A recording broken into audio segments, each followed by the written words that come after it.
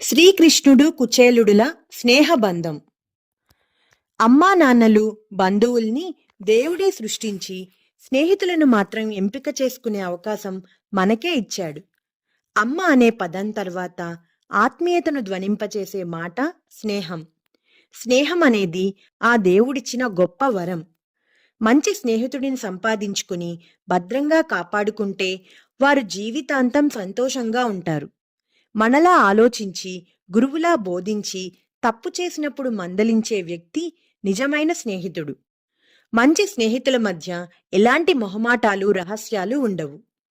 కష్టంలో కలత చెందిన మనసుకి వెన్నెలా చల్లదనాన్ని, ప్రశాంతతను కలిగించే దివ్య ఔషధం స్నేహం.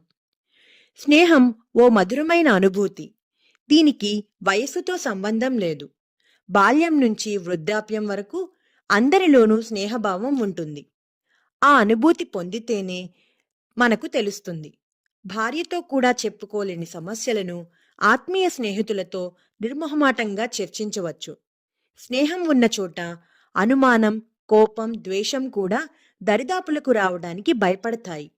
స్నేహం అద్భుతమైంది. స్నేహానికి ఎల్లలు లేవు. నిజమైన మిత్రులకు మించిన ఆస్తి లేదు. ప్రస్తుత జట్యుగంలో ఒక నిజమైన స్నేహితుడు దొరకటం అనేది చాలా కష్టం. కానీ మనం పురాణాల్లో చూసినట్లయితే ఎన్నో స్నేహబంధాలు ఆదర్శంగా కనిపిస్తాయి. అందులో శ్రీకృష్ణుడు కుచేలుల మైత్రి చెప్పుకోదగ్గది. దక్షిణ భారతదేశంలో కుచేలుడిగా తెలిసిన ఈయన అసలు పేరు సుధామ. ఈయన శ్రీకృష్ణుడికి బాల్య స్నేహితుడు. గత జన్మలో నారదుడిగా ఉన్న ఈయన ఆ తర్వాత జన్మలో భూలోకంలో ముక్తా రోచన అనే పేద బ్రాహ్మణ దంపతులకు పుడతాడు. కృష్ణ కుచేలులు మైత్రి అపురూపమైనది. సాందీపుని వద్ద కృష్ణ కుచేలురు కలిసి విద్యాభ్యాసం చేశారు. ఆ సమయంలో వారిద్దరి మధ్య స్నేహం ఏర్పడింది. విద్యాభ్యాస కాలమంతా కలిసి ఉన్న కృష్ణ కుచేలురు విద్యాభ్యాసం తర్వాత విడిపోయారు. కుచేలుడికి సుశీల అనే ఆమెతో వివాహమైంది. అధిక సంతానంతో కుచేలుడు ఎన్నో బాధలను అనుభవిస్తున్నాడు. పిల్లలకు కడుపు నిండా భోజనం పెట్టలేకపోతున్నాడు. కుటుంబమంతా పస్తులతో గడుపుతున్నారు. అటువంటి సమయంలో కుచేలుడి భార్య అతన్ని శ్రీకృష్ణునికి వద్దకు వెళ్లి కలవమని చెబుతుంది. శ్రీకృష్ణుని కలిసి తమ పరిస్థితిని వివరిస్తే అతను కనికరిస్తాడని అంటుంది. బంధువుల ఇళ్లకు వెళ్లేటప్పుడు, స్నేహితులను చూసేందుకు వెళ్లేటప్పుడు ఒట్టి చేతులతో వెళ్లకూడదని అంటారు. మరి కృష్ణుని వద్దకు ఎలా వెళ్ళాలి అని తర్జనా భర్జనా పడి కొన్ని అటుకులను మూటగా కట్టుకుని ద్వారకకు బయలుదేరతాడు కుచేలుడు. కుచేలుడు కృష్ణ మందిరంలోకి ప్రవేశించగానే శ్రీకృష్ణుడు కుచేలుడిని సాదరంగా ఆహ్వానించి పాన్పుపై కూర్చోబెట్టి సేవలు చేస్తాడు.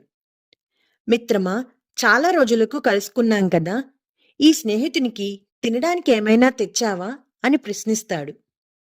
శ్రీకృష్ణుడు అలా అడిగేసరికి కుచేలుడు ఎంతగానో సిగ్గుపడిపోయాడు. ఏ సమాధానమూ చెప్పకుండా ఉండిపోతాడు. కృష్ణుడే అటుకుల మూటను చూసి అడిగాడు. కుచేలుడు వాటిని కృష్ణునికి ఇచ్చాడు. కృష్ణుడు వాటిని తినగానే కుచేలుడు తన కుటుంబం ఎంతగా బాధపడుతున్నది కృష్ణునికి చెప్పకుండానే అర్థమైపోయింది. కృష్ణుడు కుచేలుని జ్ఞాన వైరాగ్యాలను రక్షిస్తాడు.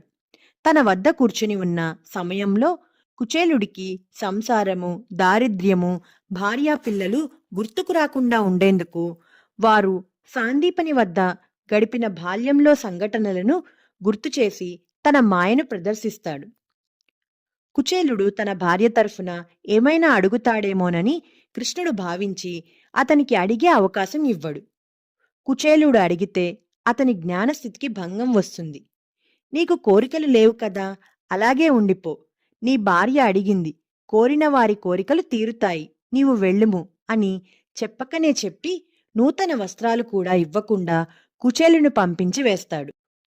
ఈ విధంగా కృష్ణుడు భక్తుని జ్ఞాన వైరాగ్యాలను రక్షిస్తాడు. కుచేలుడు స్వగృహానికి చేరేసరికి ధనము, గృహము, క్షేత్రము అన్నీ భార్యాపిల్లలు కోరినవన్నీ వారికి సమకూరుస్తాడు కృష్ణుడు. ఇటువంటి నిస్వార్థ స్నేహమే కలకాలం నిలుస్తుంది. ఎవరైనా సరే కృష్ణ కుచేలుడులను ఆదర్శంగా తీసుకుని స్నేహం చెయ్యాలి. ఈ కథ మీకోసంలో ఈ కథ మీకు నచ్చిందా పిల్లలు? నచ్చినట్టయితే లైక్ చేయండి, షేర్ చేయండి, కామెంట్ చేయండి, ఇంకా సబ్స్క్రైబ్ కూడా చేసుకోండి. గంట కొట్టని వాళ్ళు కూడా గంట కూడా కొట్టండి.